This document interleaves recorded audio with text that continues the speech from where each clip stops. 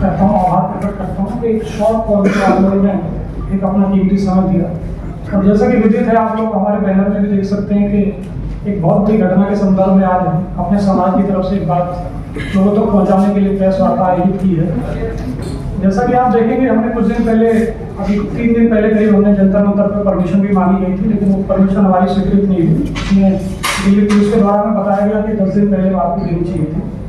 तो साथियों, उसमें मुझे ये कहना कि ये जो घटना हुई है, जैसे भारत के इतिहास में आप देखेंगे बहुत सारी घटनाएं हम पेपरों में पढ़ते रहते हैं। कहीं दलित समाज को घोड़े पर नहीं चढ़ने दिया जा रहा, कहीं मूछें नहीं रखने दी जा रही, कहीं पानी नहीं पीने दिया जा रहा, या कहीं कोई यात्रा नहीं निकालने दी जा रही। लेकिन मैंने अपने जीवन में जो मेरी आयु है, मैंने पहली बार ऐसा प्रसंग देखा है कि जाति आधार पर किसी व्यक्ति के साथ में इस तरह का घृणित भेदभाव किया हो। मैं खाली भेदभाव इसलिए नहीं कह रहा कि आप दुनिया में तालिबान की वो देते हैं, उदाहरण देते हैं कि तालिबान बड़ा कट्टर है, लेकिन जैसी घटना यहाँ इटावा में हुई, आप देखिए व्यक्ति के साथ, उस व्यक्ति के मन पे क्या बीतेगी जिसका व्यासपीठ से उठाकर उसका मुंडन किया जाए, उससे नाक रगड़वाई जाए, किसी स्त्री के दूषित पदार्थ से उसका शुद्धिकरण किया जाए। तो मेरा ये मानना है कि बहुत ही देश को हिला देने वाली घटना है और समाज को बांटने वाली, देश पे इसका गहरा प्रभाव पड़ेगा, ऐसा मैं मानता हूँ। और इसमें सबसे बड़ा जो फैक्टर है जो निकल के आ रहा है कि हमारे प्रतिनिधिमंडल राकेश भाई के नेतृत्व में इटावा भी गया था और हम पीड़ित से भी मिले थे ये लोग। तो उन्होंने बताया कि इससे पहले भी इस गांव में यादव लोग कथा करते आ रहे हैं, लेकिन ये कुछ ऐसा लगता है कि इंटेंशनल उन लोगों की ऐसी थी कि आपको अपमानित करना था, पीड़ित करना था, तो लोगों ने ऐसा किया। तो हमारी ये मांग है, इस सभा के माध्यम से हम महामहिम राष्ट्रपति जी को, प्रधानमंत्री जी को ज्ञापन देना चाहते हैं कि इस घटना की न्यायिक जांच हो, बड़े स्तर पे जांच हो और इसके सारे एंगलों को इसमें निकाला जाए। क्योंकि ये आप समझिए ना कि हमारा जो संविधान है, लोकतंत्र है, ये हमें अधिकार देता है कि हम अपनी बात कह सकें। एक तरफ तो हम देश को कहते हैं कि सब साथ हैं, सबका साथ है, सबका विकास है, और दूसरी तरफ हम जाति देख के कहते हैं भाई तुम्हारा काम नहीं है। आज आप देखिए, बाबा साहब ने जो संविधान लागू हुआ हमारे देश में, तो हर एक व्यक्ति को अपना पेशा अपनाने का अधिकार है। आज जो सवर्ण लोग हैं वो सारे पेशों में, सारे बिजनेस में, सारे कामों में, अगर आप पेशा तय कर देंगे और वो भी संविधान की जगह मनुस्मृति के आधार पर, तो ये देश कैसे चले। तो मेरा ये कहना है कि आप सबको समानता का अधिकार हमारा संविधान देता है अपना पेशा चुनने का, तो इस पर किसी व्यक्ति विशेष की वर्ण विशेष का कोई आरक्षण नहीं होना चाहिए। और इसको अगर आपने नहीं किया तो ये हमारा देश का जो ताना माना छिन्न भिन्न हो जाएगा। और ये जो घटना घटी है, कल को किसी और के साथ घटेगी। अभी मैं कल ही सोशल मीडिया में देख रहा था, कोई पटेल है, उनको भी कथा करने से रोक दिया गया। तो देश की सौहार्द के लिए, उसकी एकता के लिए, सामाजिक आधार के लिए इस तरह की घटनाओं की पूर्णतः सही जांच और उसमें न्याय होना चाहिए, ऐसी हमारी मांग। यहाँ तो पहली घटना तो नहीं है देश में जातिवाद की, नहीं पहली तो नहीं है घटना देश में जातिवाद की, लेकिन इस तरह की मैंने जो पढ़ा है अब तक जो 20-25 सालों में, मुंडन कर देना, नाक रगड़वाना और फिर दूषित पदार्थ डालना, इस तरह की मेरे संज्ञान में पहली घटना है। नहीं, आप कह रहे हैं कि पहली घटना है, आपसे पहले दलितों के साथ में होती है, अभी ओबीसी को लगातार टारगेट किया जा रहा है। साहू लड़की थी जिसको कथा रोकने से रोका गया, पटेल लड़की को कथा वाचने से रोका गया, अब यादव को कथा वाचने से रोका जा रहा है। और जो शंकराचार्य जी उन्होंने स्पष्ट कह दिया है कल की अपनी मीडिया में कि कथा वाचने का जो काम है वो ब्राह्मणों का, बाकी लोग नीचे बैठ कर सुन सकते हैं। तो कहीं ना कहीं आपको लगता है कि हिंदू राष्ट्र की जो कल्पना सरकार के सारे पर मुल्क भर में चल रही है, ये हिंदू राष्ट्र की सही पृष्ठभूमि है? नहीं, ये बिल्कुल सही पृष्ठभूमि नहीं है। आप सोचिए, जो शंकराचार्य जी है वो सबसे बड़ा पद होता है किसी भी धर्म का। अगर वो भेदभाव पे कल उनसे क्वेश्चन पूछा तो उन्होंने मनुस्मृति के आधार पर कहा। मैं उनसे पूछना चाहता हूँ अगर उनके साथ कोई घटना हो जाए, कोई चोरी हो जाए, कोई घटना हो जाए, तो वो जब कोर्ट में जाएंगे, कचहरी में जाएंगे, तो क्या मनुस्मृति के श्लोक वहाँ पे देंगे या भारतीय संविधान या कानून की बात करेंगे?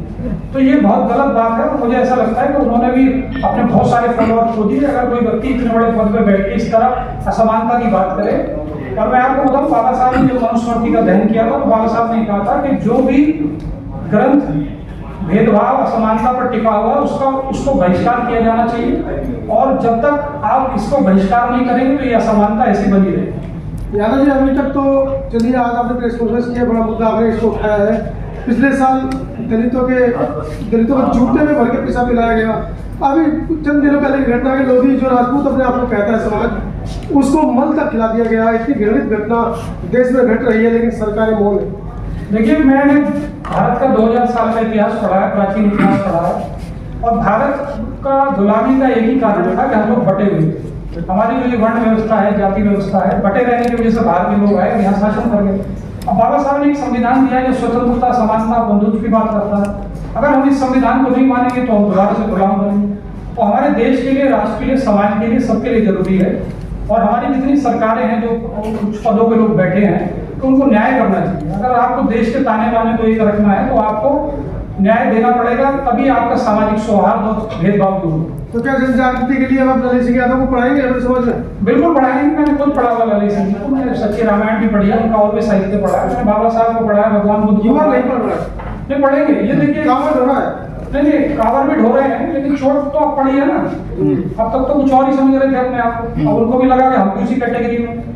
तो ये घटनाएं हैं कि समाज में एकजुट करेंगे, लेकिन फिर भी सरकार से, शासन से, प्रशासन से हमारा ये अनुरोध है कि भाई ऐसी घटनाओं की न्यायिक जांच हो और जो निर्दोष लोगों पर कार्रवाई की जा रही है। आप देखिए, हमारी सरकार में कार्रवाई भी जाति देख के होती है। कोई हमारा सवर्ण साथी है तो उसको कोई धारा लगती है, कोई दलित है, पिछड़ा है या मुस्लिम है तो उसको कोई धारा लगती है। यादव जी, धर्म के ठेकेदार तो सबसे बड़ा ओबीसी है ना? नहीं, ओबीसी कैसे धर्म पार्टी के दार है? क्यों? जब कावड़ का जब मसला आता है, जब अखिलेश जी की कुर्सी को गंगा जल से पवित्र किया गया था, उस समय आप कहाँ थे? हमने उस समय भी विरोध किया था, आपको शायद जानकारी नहीं, मैंने आर्टिकल लिखा था उस समय, और हमने रोहित वेमुला में भी विरोध किया था, बहुत से लोग उसमें थे। सर, जात पूछना अपराध है, जात छिपाना अपराध है? देखिए, मैं आपको एक उदाहरण बताता हूँ। आज भारत सरकार में या प्रदेश सरकार में बहुत सारे सवर्ण लोग हैं जो अपनी जात छिपाकर आरक्षण का लाभ लेते हैं। अब उनको पकड़ के उनका मुंडन कर दिया जाए, उनसे नाक रगड़वाइए। क्या भारत का संविधान ये अलाउ करता है आपको? जात छिपाना एक अपराध हो सकता है, उसके लिए कानून है, थाना है, चौकी है, अदालत है। उसमें आप कैसे तय कर लेंगे कि ये होगा? और ये आरक्षण आपको किसने दे दिया कि कथा आप ही करेंगे? जल्दी करो, मनुस्मृति तो लागू नहीं है हमारे देश में। यादव जी, आपको कथा करने से हिंदू समाज जो है वो रोक रहा है, तो क्या यादव समाज हिंदू है या नहीं है?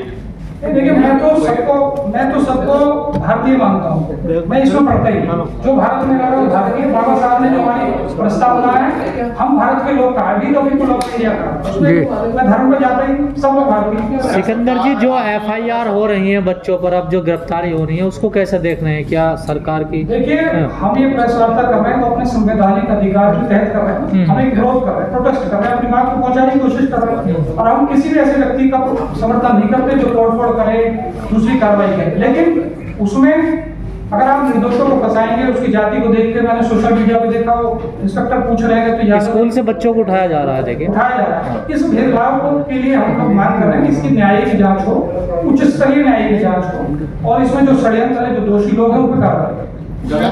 गगन यादव आप ही के समाज के बड़े युवा नेता हैं और सामाजिक मुद्दों पर मुखर होकर के बोलते हैं। वो वहाँ पर गए थे, उनको भी कहीं ना कहीं पुलिस प्रशासन टारगेट कर रहा है, उनकी आड़ में जो तमाम बच्चों को गिरफ्तार करने की कोशिश कर रहा है। उन बच्चों के बारे में क्या योजना? देखिए, मैं एक उदाहरण देता हूँ आपको। अभी पीछे करनी सेना ने प्रदर्शन किया, कितनी अरेस्टिंग हुई उसमें आज तक? कितने लोग वांटेड है उसमें? उन पर कार्रवाई हुई क्या? लेकिन अगर जाति देख के, धर्म देख के कार्रवाई होगी तो देश के ताने बाने के लिए नुकसान है।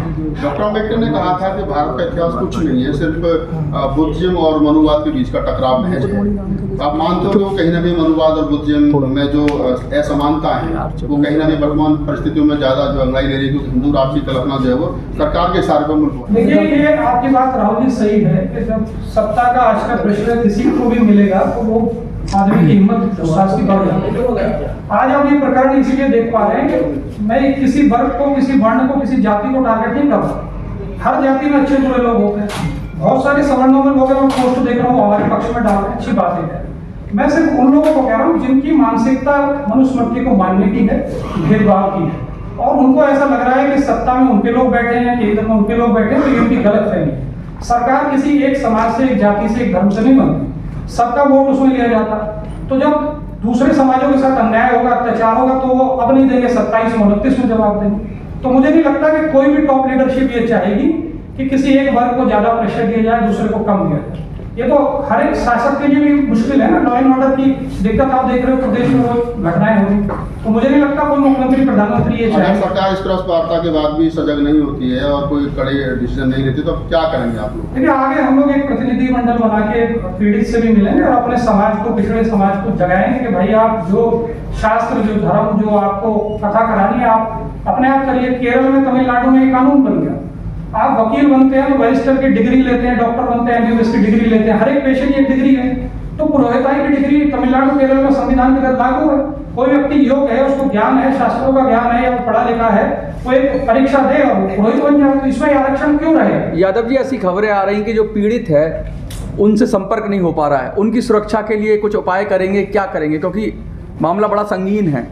देखिए अभी तो मेरे संज्ञान में नहीं है, लेकिन जैसे आपने बताया ना, हम इसका ज्ञापन देंगे, उनको भी जाएंगे भी, मिलेंगे भी लोगों से। लोकतंत्र में तो यही अधिकार है ना आपको कि भाई आप अपनी बात को कह सकते हैं, मंच पे जाके समझा सकते हैं। मैं इसको यादव खाली उस पर नहीं देखा, ये मेरे समाज में हुआ है, मैं जरूर अपने समाज के लोगों को लेकर बैठा हुआ हूँ, क्योंकि यादव जो है उत्तर प्रदेश में पिछड़ों में सबसे बड़ी जाति है, और जो सबसे बड़ी जाति है उसका कर्तव्य भी सबसे बड़ा। अगर हम नहीं करेंगे, विरोध नहीं करेंगे, तो जो शोषित पीड़ित लोग हैं वो हमारे साथ जुड़ेंगे, वो सोचेंगे भाई यादव भी दब गए, वो भी वैसे ही बैठ जाएंगे। और दबना, लोकतंत्र में आपको अधिकार है, आप अपनी बात दमखम से कहिए और सरकारें इसको मानेंगी, झुकेंगी, क्योंकि संख्या बल से आपके वोट से सरकार बनती है ना। सिकंदर जी, शोषण भी आप लोगों का हुआ, अपमान भी आप लोगों का हुआ, और घेरा भी आप ही लोगों को जा रहा है देश भर की तरफ से, और सरकार और मीडिया की तरफ से भी। तो ये ऐसा क्यों हो रहा है? आप ही को ही आरोपी बनाया गया है इसमें। देखिए मैं ये ऐसा होता है, जैसे सामंतवाद में, मनुवाद में यही होता है कि जो पीड़ित है उसी के ऊपर मुकदमे लगा दिए जाते हैं।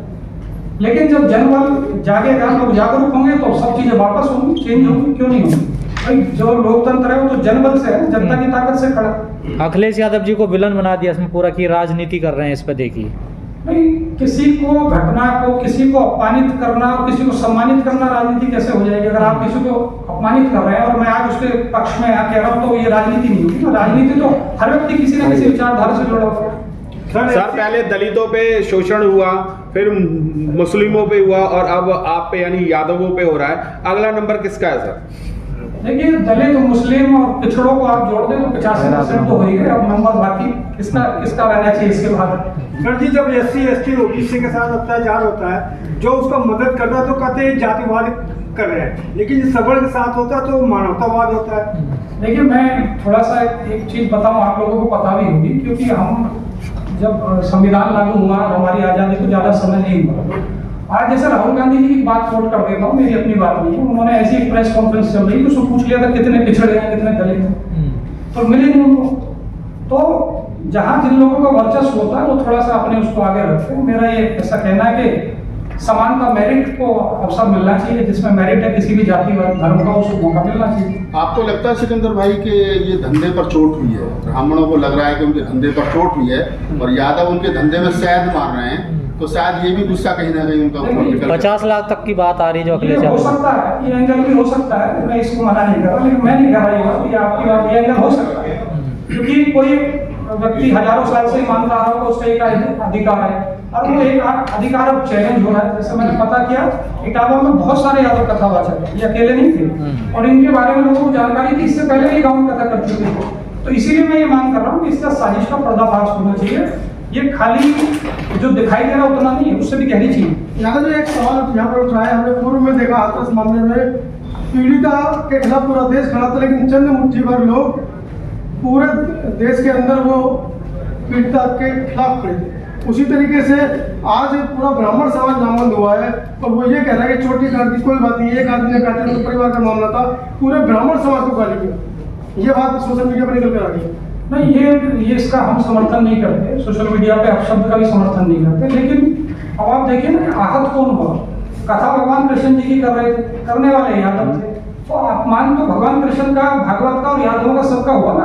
अब खाली उस कथावाचक का थोड़ी अपमान हुआ, आपने तो सारे समाज को कलंकित किया, तो जवाब भी सारा समाज दे। बिहार के गांव में बोर्ड लगा दिया यादवों ने कि ब्राह्मणों की एंट्री, यहाँ भी लगेगा, उत्तर प्रदेश में भी लगेगा, और अगर न्याय नहीं होगा तो बहुत जगह लगेगा। तो ये जो बहिष्कार की बात आ रही है, मनुवाद के बहिष्कार का या ब्राह्मणों के बहिष्कार का, जो ललित सिंह यादव से लेकर के अम्बेडकर, फूले, कबीर, नानक, रैदास जो कह करके चले गए, तो क्या समाज सही रास्ते पर लौट रहा है? नहीं देखिए, ये अगर आप इसको सामाजिक उससे देखेंगे तो एक तरीके से बाबा साहब ने कहा था ना, एक राजनीतिक क्रांति, एक सामाजिक क्रांति। भारत एक सामाजिक क्रांति की तरफ जा रहा है। और होता क्या है कि जब किसी समाज के साथ होती है तो वो समाज इकट्ठा होता है, एकत्र होता है और वो सोचता है क्या करना चाहिए। तो एक तरीके से हम इसको अवसर के रूप में भी ले रहे हैं कि भाई हम लोगों को पहले समझाते थे, लोग मानते नहीं थे, अब उनको प्रैक्टिकल उनके साथ हो गए। तो हमसे कह रहे हैं अपने समाज को संगठित करो, अपने भी पुरोहित बनाओ, आप अपने कर्मकांड के लिए अपने लोगों को बुलाओ, अपने मंदिर में अपने लोग बैठाओ। पाखंड में विश्वास नहीं छोड़ेंगे, अपने मंदिर बनाओ। नहीं, मंदिर का मतलब पाखंड नहीं है। अगर आप मंदिर का मतलब पाखंड कहेंगे, खाली कर्मकांड का मतलब पाखंड है कि मंदिर के नाम पे अगर आप शोषण करें तो वो पाखंड। यादव जी, मनगढ़ंत कहानियाँ या कथाओं से अगर बौद्ध कथा पे अगर ध्यान दिया जाए तो कैसा रहेगा? देखिए, ये जो आज का कॉन्स्टिट्यूशन है ना, हैं? ये जो आज का हमारा संविधान है, ये भगवान बुद्ध को अगर आप दर्शन पढ़ेंगे ना तो ये तीनों चीज उसमें है। लेकिन अभी तक तो आपने नाम लिया ही नहीं, आप तो मंदिर की बात कर रहे हैं और तिलक की बात कर रहे हैं। नहीं, मैंने तिलक कब की बात कब की, आप बताइए। नहीं, तिलक की बात कब की मैंने? नहीं, मंदिर की तो बात की ना, मंदिर में वही जाएगा ना। ये कहा कि मंदिर का मतलब मेरे घर में भी मंदिर है, तो मैं वहाँ कर्मकांड वो थोड़ी कर रहा हूँ। सिकंदर जी, लास्ट सवाल ये है, जो महिला जिसने आरोप लगाए थे उन पर, जो कथावाचक थे, वो महिला अब यादवों की जो बेटियां हैं महिला, उनके लिए बड़े अपशब्द बोल रही हैं। हाँ, उन पर कार्रवाई होनी चाहिए, हमने मांग की है। इसमें हमारे ज्ञापन में हो गया, FIR हुई है और भी उसमें कार्रवाई। सिकंदर जी, मेरा आपसे सवाल है, बाबा रामदेव आपके इस समाज से आते हैं, क्या आप उनसे कुछ रिक्वेस्ट करेंगे कि हमें न्याय दिलवाया जाए, क्योंकि वो भी उन्हीं के गेरुआ कपड़े पहन करके बिजनेस कर रहे हैं इस पूरे यार्ड में, धर्म की यार्ड में? देखिए, सिर्फ बाबा रामदेव से नहीं, मैं तो अपने समाज के जितने MP MLA जनप्रतिनिधि किसी भी पार्टी में, किसी भी उसमें, सबसे हम। लेकिन उनको तो सम्मान मिल रहा है बाकायदा, रामदेव यादव साहब को। सम्मान तो बहुत लोगों को मिल रहा है। ऐसे आप देखेंगे अलग अलग, जैसे बाबा रामदेव है या दूसरे लोग हैं, बहुत सारे संत हैं जो अपना पूरा नाम नहीं लिखते। जैसे ये आधार बना रहे थे ना, कोई नाम नहीं लिखा, तो आप देख लीजिए लिस्ट निकाल के भी गूगल से, पूरा नाम किसी का नहीं मिलेगा आपको। चलिए, थैंक यू सर। ठीक है। यादव से लेते हैं तो और क्या कहते हैं, बदल के जायज है नाम बदल के लिखना है ये सब। नहीं, ये जायज की बात नहीं है। ये मेरा जो मानना है कि ये इसकी जड़ में वही मनुस्मृति है। आप किसी को कह दो तो मुझको, किसी को कह दो तो सोचेगा मैं पता मेरे ID खुलना जाए। सवाल राकेश जी से। जी राकेश जी, आप इटावा गए थे, तो क्या स्थिति रही वहाँ और क्या देखा आपने? हम इटावा गए, हमने वहाँ जिलाधिकारी महोदय जी को भी ज्ञापन दिया इस संबंध में, और जो पीड़ित हैं उन पीड़ितों से भी मिले। आपको जानकर हैरानी होगी, उन्होंने इतनी बातें हमें बताई कि उनके साथ क्या क्या हुआ। शायद सोशल मीडिया पर इतना कुछ नहीं चला। उन्होंने यहाँ तक की बातें हमें बताई कि लोगों ने सिगरेट जला करके उन्हें सिगरेट से दागा तक, और खुद मुझे उन्होंने अपनी शर्ट निकाल करके दिखाई। सुबह का जब समय होने वाला था, लोग दातून करके आते जा रहे थे, जो भी उधर से आता जा रहा था वही चाटे मारता जा रहा था। तो पूरी रात उन लोगों के साथ में इस तरह का व्यवहार किया गया, जो कि बहुत अमानवीय व्यवहार। बोलो आप। तो वही व्यवहार उनके साथ पूरी रात होता रहा, केवल और केवल इसलिए कि वो यादव समाज से थे। और इस बात से कोई भी अगर ये कहे कि वो लोग अनभिज्ञ थे, अनजान थे, तो ये गलत है, क्योंकि वो लोग मात्र 3 से 4 किलोमीटर की दूरी पर उनका निवास था, और 8-10 किलोमीटर की दूरी में उनकी सारी रिश्तेदारियां थी। उनके बेटे बेटी सब सारे साथी संबंध वहाँ हुए हैं। तो इस बात की सब लोगों को जानकारी थी कि ये लोग यादव समाज से हैं। वो कह रहे हैं कि नाम बदल रहे थे, 2 आधार कार्ड आरोप लगा रहे हैं। जहाँ तक हमने पता किया, उनका कोई 2 आधार कार्ड नहीं थे, उनका एक आधार कार्ड था। जब इस तरह की घटना हो गई और वो वीडियोस बाहर आने लगी, तो उसको कवर अप करने के लिए आप क्या कहोगे कि किस लिए आपने मारा? तो कुछ तो आधार बनाना पड़ेगा, झूठ का कोई तो आपको माध्यम बनाना पड़ेगा। तो उनके आधार कार्ड को फोटो से, फोन से उनका आधार कार्ड मांगा गया, स्कैन करके उसमें नाम करेक्शन किया गया, जबकि उनके पास कोई 2 आधार कार्ड नहीं थे। तो ऐसा कुछ नहीं कि जाति वहां पर छुपाई गई। और अगर जाति छुपाई भी गई, मैं कहता हूँ उन्होंने जाति छुपाई, तो आप उसकी कानूनी कार्रवाई की जा सकती थी, आप कंप्लेन कर सकते थे। कानून है देश में, कानून से देश चल रहा है। आप कानून जो उनके लिए सजा देता वो आतंकवादी धर्म पूछकर मारते हैं, लेकिन यहाँ जाति पूछी गई है उत्तर प्रदेश में जी, क्या कहना चाहोगे? ये सर हम इसका पूरी तरह से विरोध करते हैं। जाति पूछकर इस तरह की घटना बिल्कुल भी नहीं होनी चाहिए। आज यादव समाज के साथ घटना हुई है, अभी हमारे साथी बता रहे थे, और हम भी देखते रहते हैं समय समय पर अन्य समाज के लोगों के साथ भी ये घटना होती रहती है। तो ये केवल ये नहीं कि हम यादव समाज के लिए इस बात को बोल रहे हैं, किसी भी समाज के व्यक्ति के साथ इस तरह की कोई भी घटना नहीं होनी चाहिए। और अगर ब्राह्मण समाज की बात करें तो ब्राह्मण समाज भी पूजनीय रहा है, हम भी आज मानते हैं, पूजते हैं, लेकिन हर जाति हर धर्म में कुछ अच्छे लोग होते हैं, कुछ बुरे लोग होते हैं, कुछ मानव प्रवृत्ति के होते हैं, कुछ दानव। उनका कहना यही तो पूजेंगे तो हम ही ना, आप क्यों पूजोगे? इसी बात पर तो लफड़ा ही है सब सारा। तो फिर वो इतिहास को अच्छे से जाने। आप जिनको पूज रहे हैं वो कौन है? आप कृष्ण भगवान की बात कर रहे हैं, कृष्ण भगवान को जानिए कि वो कौन है। आप तिरुपति बालाजी मंदिर लोग जाते हैं, तिरुपति बालाजी मंदिर की स्थापना किन्होंने की थी? 9वीं सदी में एक यादव राजा ने कराई थी, और आज भी वहाँ प्रथम दर्शन का जो कपाट खोलने का जो अधिकार है वो यादवों का है। और केवल यादवों की नहीं, और ऐसे बहुत सारे, अब काशी विश्वनाथ में जलाभिषेक होने वाला है, वहाँ पर सावन के सोमवार का जो पहला अधिकार है वो यादव समाज का है। और केवल यादवों के नहीं, ऐसे भारतवर्ष में बहुत सारे मंदिर हैं जहाँ जाट समाज के लोग, गुर्जर समाज के लोग, यादव समाज के लोग और अन्य बिरादरियों के लोग भी पीढ़ी दर पीढ़ी वहाँ पर जो है महंत है, पूजा पाठ वहाँ करते चला रहे हैं। तो ऐसा बिल्कुल भी नहीं है कि ये कोई आरक्षित चीज़ है कि एक ही समाज इस बात को करेगा। और जहाँ इस बात को बोला जा रहा है अलग अलग बड़े बड़े मंचों से कि ये हमारा अधिकार है, और मनुस्मृति में ऐसा लिखा है, शास्त्रों में ऐसा लिखा है, तो मैं कहता हूँ जी वो खुद ही इसको नहीं मानते। अगर वो ये कहते हैं कि शास्त्रों में ऐसा लिखा है, तो वो शास्त्रों को भी खुद मानने वाले लोग नहीं है। अगर वो शास्त्रों को मानने वाले लोग हैं तो फिर वो सारी व्यवस्थाओं से अपने आप को दूर करें।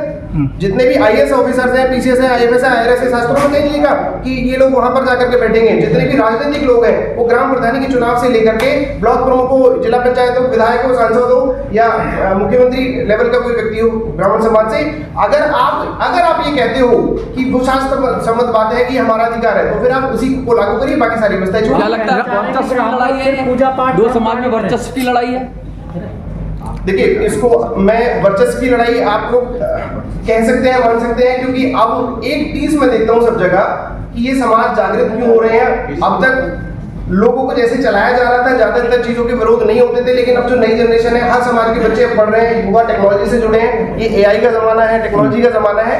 तो आज किसी भी चीज को की सच्चाई की सत्यता की जांच करना बहुत ज्यादा वैसा नहीं है, तो आज ज्यादा भ्रमित नहीं किया जा सकता इसी चीज के लिए। सर वो नारा एक बड़ा फेमस स्लोगन है कि राजा का बेटा राजा बनेगा। अब क्या ब्राह्मण का बेटा ब्राह्मण का काम करेगा, ये बात हो गई है? या यादव का बेटा है तो वही काम करेगा जो करते आए हैं? देखिए, जो ज्ञानी है, जिसको ज्ञान है, वो ज्ञान का प्रचार प्रसार करेगा, इसमें कोई आरक्षण नहीं। सवाल ये है कि ब्राह्मणों ने बड़ा आरोप लगाया है कि कथावाचकों ने उनकी पत्नी के साथ छेड़छाड़ की। आपने शुरू से सारी वीडियोस को देखा हो, और अगर किसी पत्रकार साथी ने उन वीडियोस को अच्छे से जांच किया हो, तो ऐसा कोई भी प्रमाण या कोई भी साक्ष्य निकल करके सामने नहीं आया कि उन्होंने उनकी पत्नी के साथ में किसी भी तरह की अभद्रता की।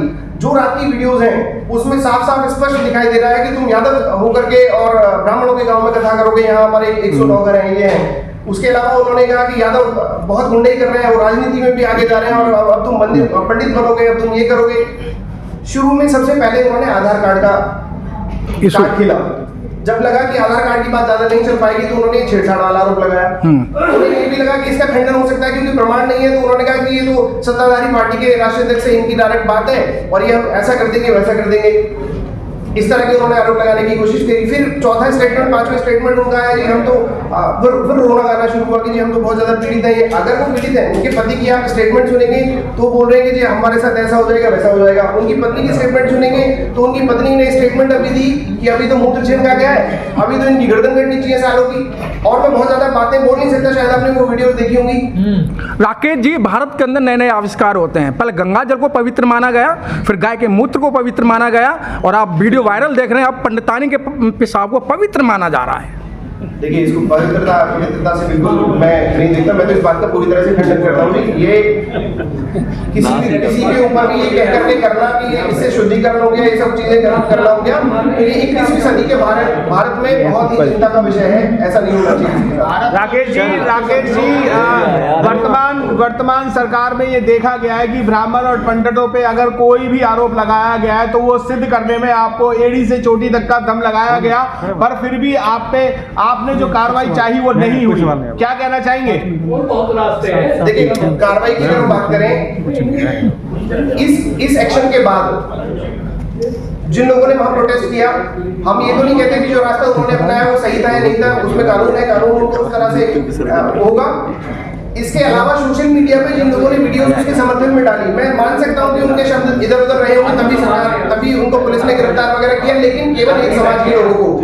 अगर आप निष्पक्षता की बात करें, पुलिस प्रशासन से मैं ये निवेदन करता है, भारत सरकार से भी, अरे शांत हो जाओ यार, भारत सरकार से हम ये निवेदन करते हैं, उत्तर प्रदेश सरकार से हम ये निवेदन करते हैं, अगर आप सोशल मीडिया पे गलत कमेंट करने के एवज में आप यादव समाज के लोगों को अलग अलग जगह से उठा सकते हैं, गिरफ्तार कर सकते हैं, तो आप हमें बताइए, हम 2 दिन के अंदर हजारों नहीं 50,000 आईडी से सोशल मीडिया पर गंदे और अभद्र कमेंट की रिपोर्ट हम आपको देंगे, क्या सभी लोगों के नाम एफआईआर होगी? और केवल यादव समाज के लिए नहीं, हर वर्ग हर जाति के लोगों के लिए एक पूरा नेक्सस है।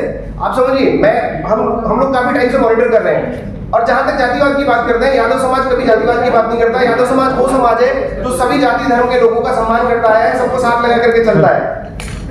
हमने पूरा इस पे डाटा बनाया है, हर समाज के संगठन बने हुए हैं, जातीय संगठन बने हुए हैं, होने भी चाहिए, क्योंकि राजनीतिक पार्टियों को, कोई भी राजनीतिक पार्टी किसी भी समाज के लिए खुल करके काम नहीं कर सकती, उन्हें राजनीति करनी है, उन्हें सब समाज की वोटें चाहिए। लेकिन जो जातीय संगठन होते हैं, वो बहुत सारी ऐसी हमारी परेशानियां होती हैं जिनकी आवाज वो सरकारों तक और अन्य मंचों तक पहुंचाते हैं। तो जातीय संगठन होना अच्छी बात है, कोई बुरी बात नहीं है। अपनी जाति से प्रेम करना या अपने समाज के उत्थान के लिए काम करना कभी जातिवाद नहीं होता। दूसरे की जाति को घृणित दृष्टिकोण से देखना, उसको किसी को ऊंचा नीचा समझना है, गलत बोलना, ये सबसे बड़ा जातिवाद है। चलिए, थैंक यू सर। राजनीतिक तौर पर आप मजबूत हैं, सरकार रही हैं अखिलेश यादव जी की, मुलायम सिंह यादव जी की, रक्षा मंत्री भी रहे थे मुलायम सिंह यादव जी।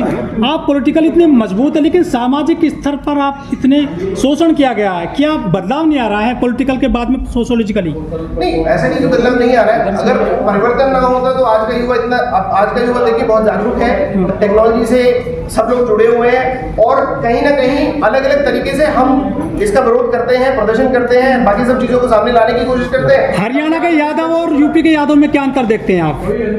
वहाँ तो इतना शोषण नहीं है आपके खिलाफ। कोई अंतर कहीं नहीं है। होता क्या है कि राजनीतिक दृष्टिकोण से जहां पार्टियों को लाभ मिल रहा होता है, वहां उनकी बातें थोड़ी प्रमुखता से उठ जाती हैं, जहां लाभ नहीं मिल रहा होता है, उनकी बातें प्रमुखता से नहीं उठती है।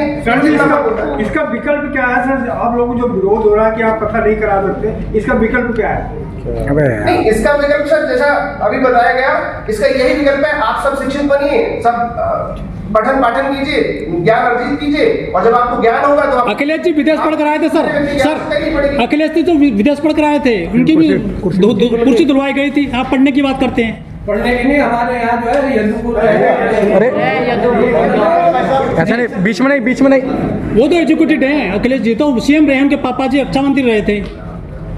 इन्हीं व्यवस्थाओं के खिलाफ तो आज कॉन्फ्रेंस रखी गई है कि जो वो घटना हुई, इस तरह की और अनेकों बहुत घटना, अखिलेश जी पूर्व मुख्यमंत्री रहे इसलिए वो घटना इतनी बड़ी आई। आए दिन समाज में बहुत सारी ऐसी घटनाएं होती हैं जहां स्पेशली जाति को टारगेट करके, मैं यादव जाति की केवल बात नहीं कर रहा, केवल जातियों को टारगेट करके उनके खिलाफ इस तरह की घटनाएं होती हैं। हम इस बात के लिए पहल करते हैं कि किसी भी जाति या समाज के लोगों को उनका धर्म या जाति देखकर उनके साथ इस तरह का कृत्य नहीं होना चाहिए।